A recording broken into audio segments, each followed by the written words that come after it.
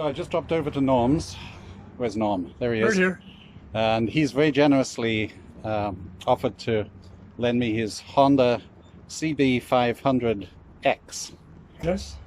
With the 17-inch front wheel and 17-inch rear as well. 17-inch rear as well. And since you've had it, Norm, how many kilometers have you put on it? About 3,000, a little over 3,000 kilometers. Total of 6 on it now. I bought it with 3. So I've had it about a month. And you're liking it? Love it. Love it a lot. Excellent. As you know, I came off the Himalayan. Yeah. And the Himalayan was a romantic purchase. And the romance didn't last very long. Yeah. Unfortunately. And expensively.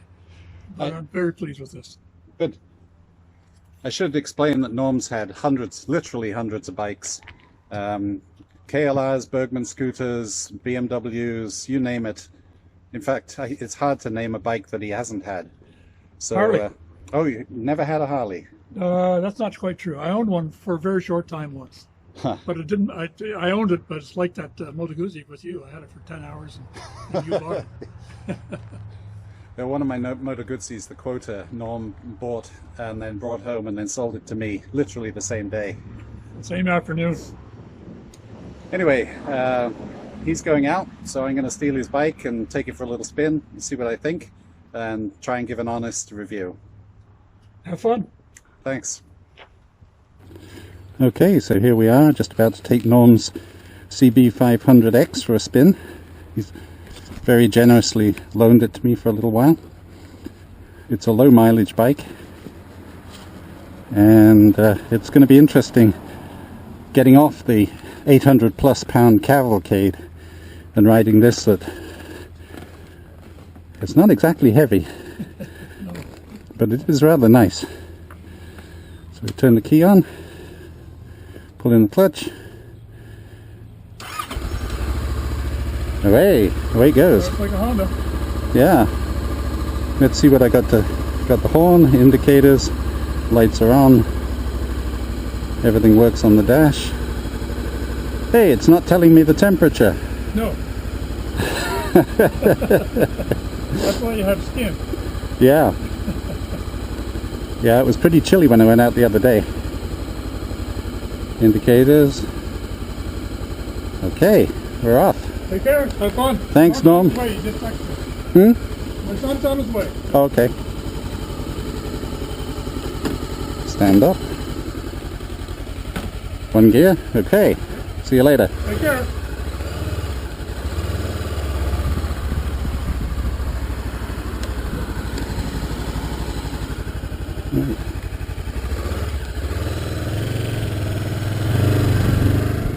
And at that point the wind noise took over, because once again I'd forgotten to plug the microphone inside my helmet into the GoPro. Will I ever learn? Since the mic didn't pick up the wonderful erudite commentary I'd taken on this ride, I'll take this opportunity to throw a few facts and figures. I'm not going to bother with rake and trail and stuff like that. You can find it all online easily enough, if those things mean anything to you. But here are a few things I think are relevant. The CB500X has a 56-inch wheelbase and a seat height of almost 32 inches. I suppose that could be an issue for really short people, but for taller folks like Norm and me, it means that the bike never feels small. The tank holds 17 litres. Norm keeps track of these things and assures me that he's regularly been getting 3.5 litres per 100 kilometres, which equates to an astonishing 80 miles per gallon in proper gallons, or 67 in those undersized American things.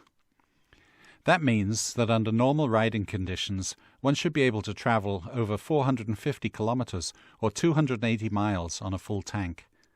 That's serious range. If you're the kind of person that's impressed by horsepower, then there's little here that'll get your pulse racing. The 471cc water-cooled twin puts out around 46 horsepower and 32 foot-pounds of torque. But numbers can be deceiving. These certainly are, as we'll see later.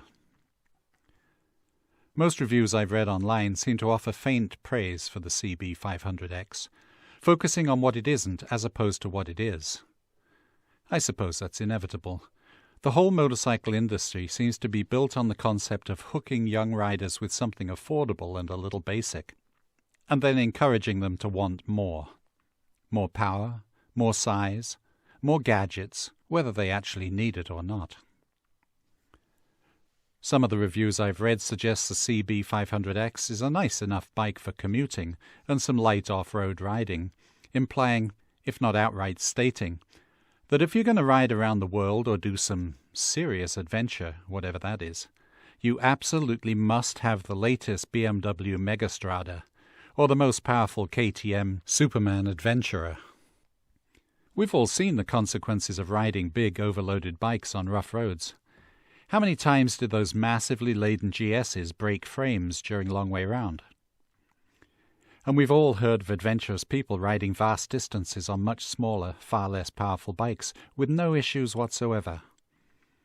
As far as I can see, the size and complexity of a motorbike has very little to do with whether it's capable. Okay, so the suspension on the CB500X may not be the most sophisticated, and is one of the reasons the bike can be sold so cheap. More important questions might be, does it do the job? Does it break? Will it continue to work after many miles and plenty of use? When I'm riding, can I actually tell the difference between a sophisticated, expensive suspension setup and something less advanced? I know I can't. One of the things I soon noticed while riding this bike was that I tended to short shift through the gears. I'm used to riding the agricultural Guzzi V twins and my V4 Suzuki, which have long, lazy gears and a ton of torque, so there's no need to wring them out to get moving. I found the gaps between the gears on the CB500X to be much shorter, and consequently found myself in sixth almost before reaching cruising speed. This has more to do with my riding style than any problem with the bike. I'm just not used to spinning into the higher rev ranges, and would usually shift at around 4,000, far below the bike's usable rev range.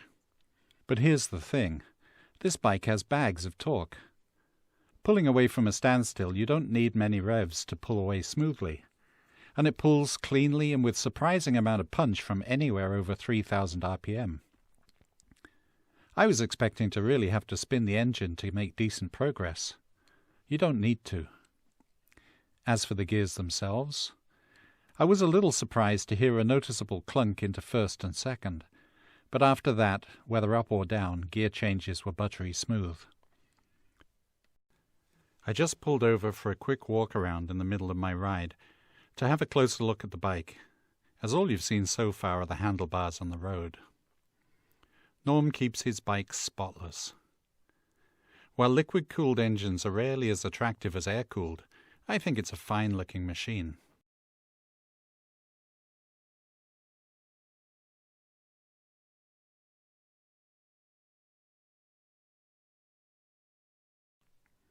The single discs front and back are powerful and well up to the job of stopping the bike. I didn't test the ABS, but I'm sure it works.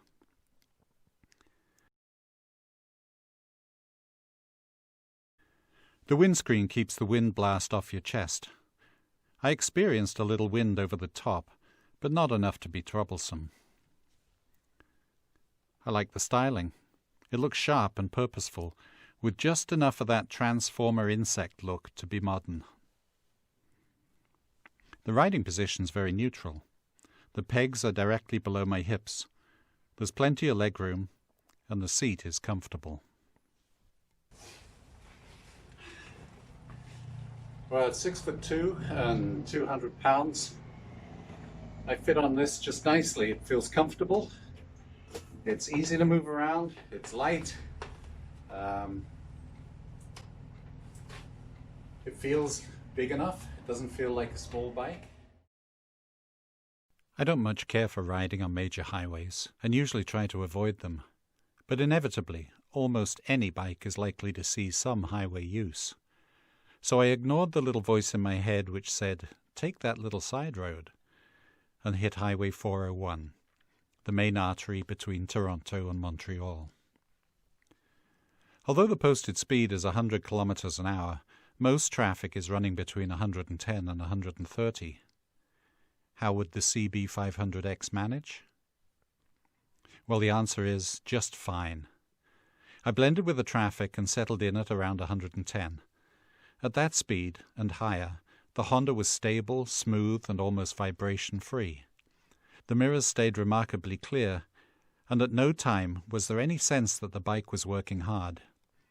Acceleration to overtake was smooth and quick, even without changing down from sixth. With Norm's panniers full of camping gear and a big waterproof bag on the passenger seat, it's a bike I could have happily ridden to the East Coast on.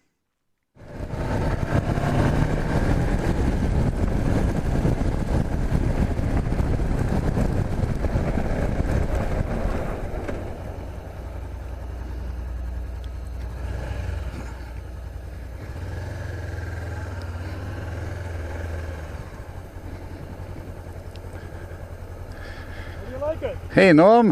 How do you like it? Oh God, it's so easy to manage. No kidding. And it runs like a top. It does. They're a beautiful machine. Yeah. You don't mind if I could just go to town? No, I'll drop it off in your garage. Fantastic. Thanks again. Have it on the 401? Oh yeah. How fast?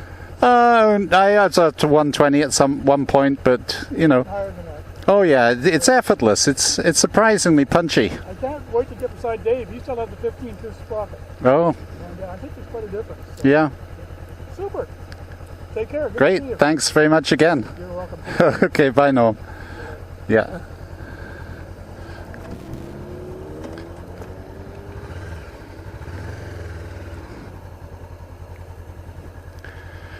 So easy to maneuver. God, try that in a cavalcade.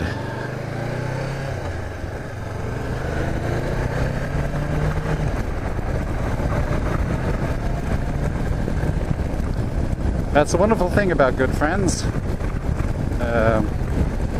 Trust. Perfect. Of course, Norm and I have done a lot of traveling together over the years, so we do know a little bit about each other and our capabilities, so it's nice.